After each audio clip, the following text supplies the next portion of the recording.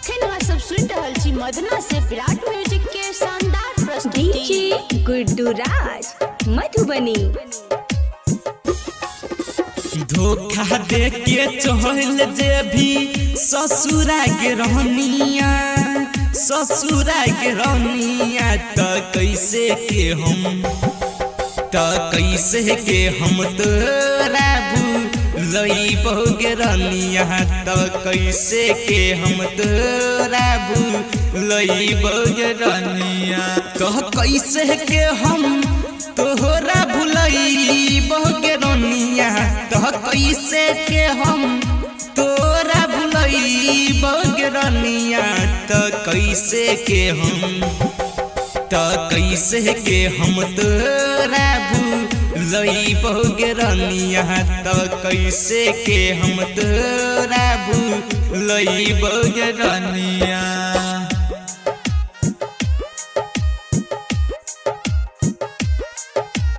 DJ Guddu Raj Madhubani. Presented by Virat music. छोड़ के हमारा ससुरा जे बही खाहिले बहुजहरिया फेर के रहनी हमर तू न कहियो देखबे हमर सुरतिया तो कैसे के हम तोहरा भूलइबो गे रनिया तो कैसे के हम तोरा भूलइबो गे रनिया तो कैसे के हम तोरा भूलइबो गे रनिया तो कैसे के हम तोरा भूलइबो गे रनिया। अखन वह सब सुन रहल छी मदना से विराट म्यूजिक के शानदार प्रस्तुति। गुड्डू राज मधुबनी।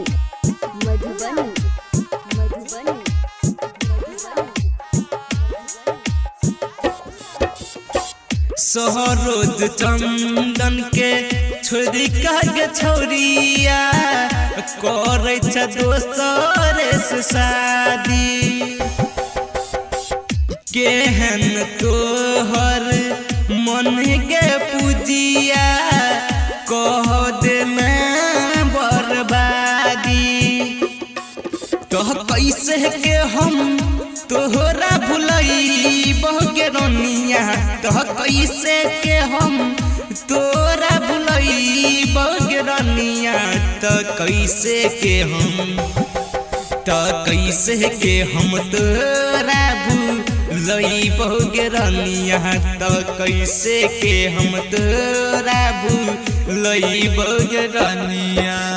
जोगे बेवफा। Recording by Virat studio Madna बाजार।